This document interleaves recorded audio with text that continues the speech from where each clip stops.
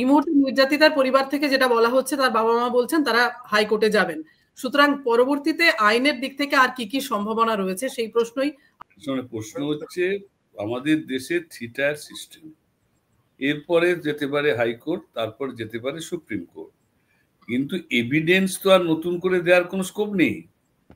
Evidence বা witness বা investigation report, FIR এবং কি কি findings by the investigating agency, কি কি সাক্ষী, কি কি ডিপোজিশন, এইগুলো অ্যানালাইজ করে তারপরে একজন রায়। আমি তো বলবো যে বিচারক showed his judicial mind and brave man, যে এই যে মানে মানে ট্রায়াল, মিডিয়া ট্রায়ালটাকে মধ্যে থেকেও এবং কমপ্লিটলি অ্যানালাইজ করে এভিডেন্স উইটনেস দেখে এই রায় দিয়েছে।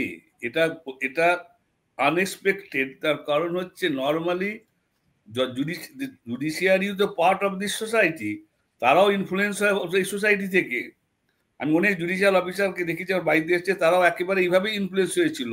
সেই দিক থেকেই এবার প্রশ্ন যেটা করলেন যে সেই আমাদের এখন আকচার 498A কমপ্লেন হচ্ছে। আমি এই তার পাস্ট কন্ডাক্টের সঙ্গে আমার কাছে কোনো ডকুমেন্ট নেই, কারো কাছে কোনো ডকুমেন্ট রাখছি আমি জানি না, অন্তত কাগজে আমি বা এতে দেখেছি চারনাগে ছিল, কিন্তু কেউ কোনো কংক্রিট কোনো কেস দিতে পারেনি, দেখাতে পারেনি কি হয়েছে না হয়েছে। আমি ওর মধ্যে যাচ্ছি না। এখন প্রশ্ন হচ্ছে সিবিআই যখন একটা ইন্ডিপেন্ডেন্ট এজেন্সি, তাকে দেয়া হলো হাইকোর্টের নির্দেশে এবং মনিটর করলো supreme court. Supreme court monitor করলো, করার পর প্র্যাকটিক্যালি এটা একটা সুপ্রিম কোর্ট সুপারভিশন এই ইনভেস্টিগেশন হয়েছে। সুতরাং এখানে কোনো ম্যানিপুলেশন করার স্কোপ আছে বলে আমার মনে হয় না। কারণ তাছাড়া দুজন মহিলা এই অফিসার এই ইনভেস্টিগেশন করেছে, তার মানে ধরে নিতে হবে যে তারাও ইনফ্লুয়েন্স হয়ে ইনভেস্টিগেশনটা করলো, তাদের কারোর প্রতি বিশ্বাস রাখা যায় না। আমার যদি ইনভেস্টিগেটিং এজেন্সির উপর বিশ্বাস না থাকে, আমার যদি জুডিশিয়ারির উপর বিশ্বাস না থাকে, আমার যদি এভিডেন্স যেগুলো আসে সেগুলো জুডিশিয়ারি ধরি পার্ট অফ দি, তাহলে আমার বিশ্বাসটা কার উপর থাকবে? আমার বিশ্বাসটা তাহলে তার মানে কি আমার বিশ্বাসটা থাকবে জনগণ যা বললো তার উপরে? আমার বিশ্বাসটা জনগণ যা বললো, জনগণ তো আগে বলতো সতীদাহ প্রথা খুব ভালো হওয়া উচিত, রামমোহনকে অনেক নির্যাতন সহ্য করতে হতো বলেছিল, তাহলে তো জনগণের ওই মতটা কি খুব ভালো? জনগণ বিধবা বিবাহ হতো। তো জনগণের মত দিয়ে কিছু হয় না। আইন, যেখানে আইনের শাসন, আমরা তো আইনের শাসনের কথা বলি। এবার যেটা উনি বললেন মিস্টার সরফরাজ, যে কি এভিডেন্স ওখানে আছে, কি ডিপোজিশন দিয়েছে। আমি নিজে সুপ্রিম কোর্টে ছিলাম, যখন চন্দ্রচূড় বলছেন, চন্দ্রচূড়কে গালমন্দ করছে যে আপনাদের কাছে যদি এভিডেন্স থাকে সেই এভিডেন্সটা আপনারা দিন সিবিআই কে। না, আমাদের কাছে অনেক সেই সিনিয়র ডক্টররা গেল কোথায়? তাদের এভিডেন্সটা কোর্টে রেকর্ড হলো না কেন? তাদের এভিডেন্সটা দেওয়া, তার মানে কি? তার মানে এটা ভাঁওতা ছিল। এবার প্রশ্ন হচ্ছে বৃন্দা গ্রোভার কেন ছেড়ে দিয়ে পালিয়ে গেল?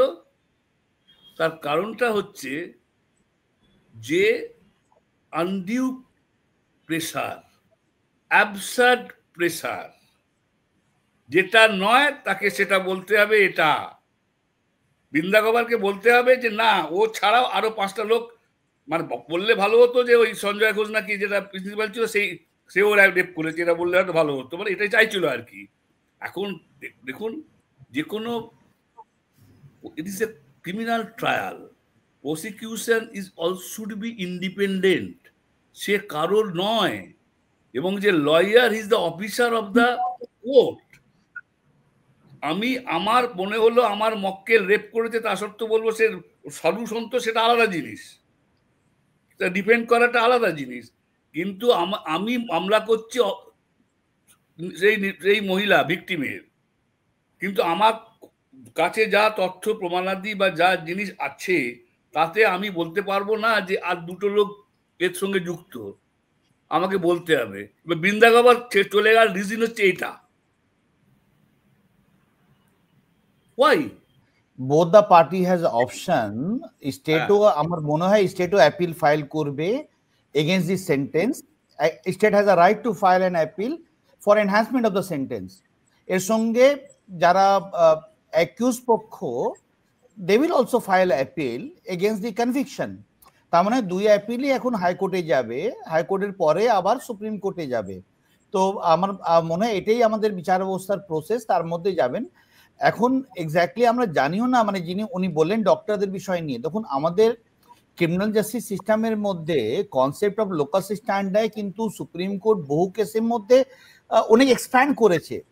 বলে যদি কারোর কাছে এভিডেন্স থাকতো, তারা কোর্টে যে সাক্ষী দিতে পারতো না, তার কোনো বাধা ছিল না। They could have given evidence also, কোনো বাধা নেই। Even victims lawyers can produce some of the witnesses, এটাও ল পারমিট করে। They can work hand in hand with the prosecutors, এটাও ল পারমিট করছে। বলে আমরা যদি কেউ সুযোগ না নিয়ে থাকেন and then you become critical, এটাও কিন্তু ঠিক নয়। মানে you have to avail the opportunity যখন ট্রায়াল চলছে। এই বিষয়গুলো হচ্ছে issue of collecting evidences. Court যখন এভিডেন্স রিসিভ করছে সেই সময়তে সবার কাছে স্কোপ আছে to bring as much evidence as possible. অ্যাপ্রিসিয়েশনে যেটা ইস্যু, ডেথ পেনাল্টিটা দিলেন না, এটা ইস্যু হচ্ছে অ্যাপ্রিসিয়েশন, কোর্ট কিভাবে অ্যাপ্রিসিয়েট করেছেন এভিডেন্সকে। তো যেটা আমি একটা অরুণাংশুদা যেটা বললেন, মানে আমি কমপ্লিটলি অ্যাগ্রি করি যে দ্য জাজ has went against the tide of the people, যেভাবে লোকজনের একটা ভিউ যে ডেথ পেনাল্টি হবে সবাই এক্সপেক্ট করছিল। So it is a very tough decision which he has taken. যখন একজন ব্যক্তি টাফ ডিসিশন নেয়, একটা general presumption that there must be good evidence to substantiate এই ডিসিশন, আদারওয়াইজ ইট ডিফিকাল্ট। মানে আপনি যখন টাইডের এগেইনস্টে যাচ্ছেন, তাহলে টাইডের এগেইনস্টে শেষ সময় আপনি যেতে পারবেন যখন আপনার এভিডেন্সটা কিন্তু আপনার কথাকে ম্যাচ করছে। বলে there must be some gap in the evidences which force the court not to consider it rarest of the rare cases, কিন্তু আবার if এটা বলছি without looking at the judgment. Exactly. একটা জিনিস পরিষ্কার একটু হতে চাইবো সরফরাজ সাহেব, সেটা হচ্ছে যে মানে যে সমস্ত এভিডেন্স তথ্য প্রমাণ কোর্টের কাছে গেছে তার ভিত্তিতেই হাইকোর্টে এরপর পরবর্তীতে বিচার চলবে, নতুন করে আর তথ্য প্রমাণ নেওয়ার কোনো ব্যাপার নেই।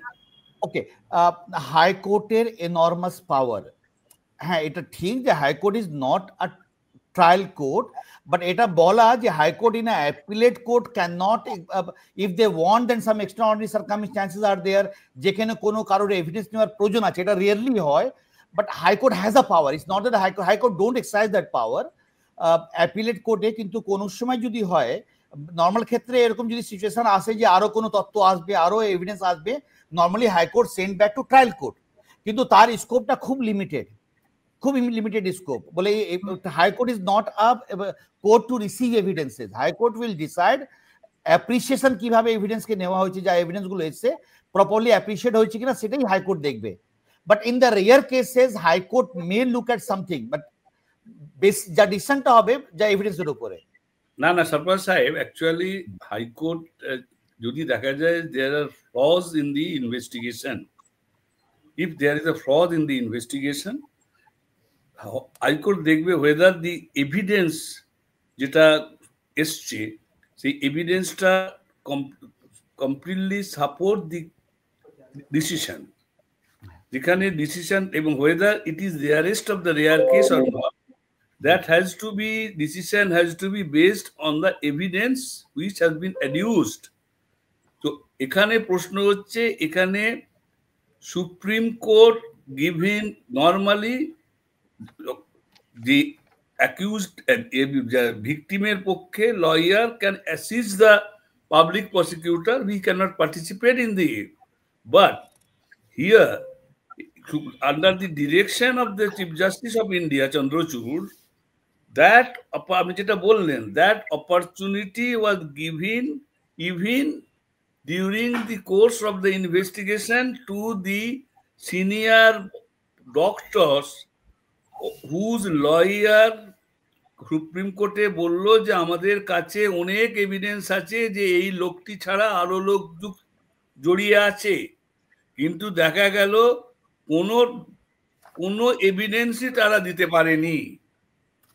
তাই যদি হয়, তার মানে এই যে মানে পপুলিস্ট একটা মুভ, আর যে খবরের মধ্যে থাকবো এই টেন্ডেন্সি থেকে তারা বলে ফেলেছিল, পরে যখন দেখলো যে সারা কিছুই নেই তখন তারা ভেগে পালিয়ে গেল। এবার প্রশ্ন হচ্ছে যে হায়ার কোর্ট ডেফিনেটলি পারে, যদি দেখা যায় যে ট্রায়াল কোর্ট এভিডেন্স গুলো ঠিক মতো অ্যানালিসিস করেনি এবং সাপোর্ট যে জাজমেন্টের সাপোর্টে কোনো reason is the soul of অর্ডারটা যদি না থাকে তাহলে সেটা করা যায় না। কিন্তু এটা আমি আবার বলছি সুদীপ্ত, সেটা হচ্ছে যে আমাদের ক্রিমিনাল আমাদের ল বলে one should be punish beyond all reasonable doubt. আমার যদি রিজনেবল ডাউট, আমি এই একজনের জন্য, কারণ কামদুনির ক্ষেত্রেও কিন্তু ফাঁসি হয়নি, যাবজ্জীবন কারাদণ্ড হয়েছে। হোয়াট ইজ ফর এক্সাম্পল, ওটা বাদ দিয়ে বলছি, একটা প্রিমেডিটেটেড একটা জিনিস আর একটা সাডেন জিনিস। ফর এক্সাম্পল কালপ্রেবল হোমিসাইড, আর একটা হচ্ছে আমি প্রিমেডিটেটেড একটা প্ল্যান করে ষড়যন্ত্র করে খুন করলাম, আর একটা হঠাৎ রাগের চোটে সামনে এসেছিল মারলাম। একটা হয়তো প্রিমেডিটেড হলে ফাঁসি হয়, এটাতে রাগের চোটে হলে এটা কিন্তু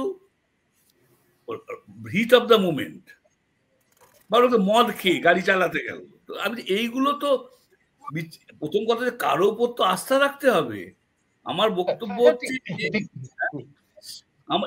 আমি বললাম পুলিশ খারাপ ভালো, যেটা এরা করেছিল, যেটা আমি তোমাকে বলছি, they wanted to suppress the thing. This officials of R G Kar, যেটা আমার পার্সোনাল ওপিনিয়ন, তারা মুখ্যমন্ত্রীর কাছে ইমেজটা রাখবার জন্য, আমার হাসপাতালে কিছু হয় না সবকিছু এইটা করবার জন্য মালটাকে সুইসাইড বলে চালাবার চেষ্টা করেছে। This is also a kind of crime. আমার পার্সোনাল এটা হচ্ছে, এটা অন্যায় আর অপরাধ দুটো আলাদা জিনিস। এটা হচ্ছে অন্যায়, যে তুমি জানো যে এটা রেপ এবং মার্ডার, তুমি তা সত্ত্বেও সেটাকে চেপে যাবার চেষ্টা করেছিলে, সাপ্রেস করেছিলে, এটা হচ্ছে অন্যায়। তা বলে এটা করেছি বলে এও এ রেপের অংশীদার, বা এ চুরি করেছে বলে ও রেপের অংশীদার, দিস ইজ টু মাচ। আমার এখানেই আপত্তিটা, আর কিচ্ছু নয়। বেশ, আমরা আলোচনার একেবারে শেষে চলে এসেছি। সব শেষে সুদীপ্ত দা আপনি কি বলতে চাইবেন? আমি অন্যদের সঙ্গে একমতই শেষ করবো। ঠিক যেটা বললেন যে আমরা একথা বলার কিন্তু চেষ্টা করছি না যে হাসপাতালের প্রাক্তন অধ্যক্ষ বা অন্য কেউ খুন এবং ধর্ষণের ঘটনায় জড়িত, কিন্তু যেটা বলছে যদি খুন এবং ধর্ষণের ঘটনাকে চাপা দেওয়ার চেষ্টা করে সেটাও অপরাধ, সেটাও কোনো একটা অন্যায়। সেই অন্যায় শাস্তি কিছু হবে কিনা সেটা দেখার জন্য সমাজ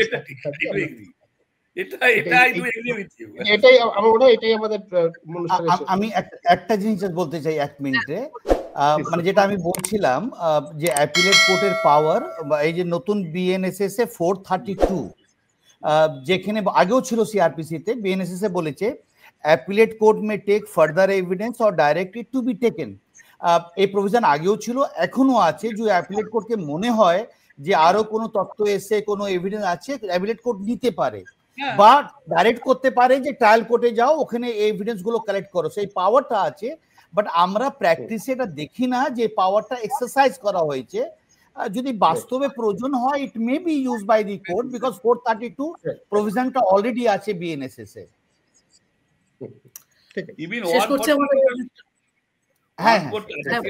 আর্টিকেল 142 তে সুপ্রিম কোর্টও করতে পারে, করতে পারে,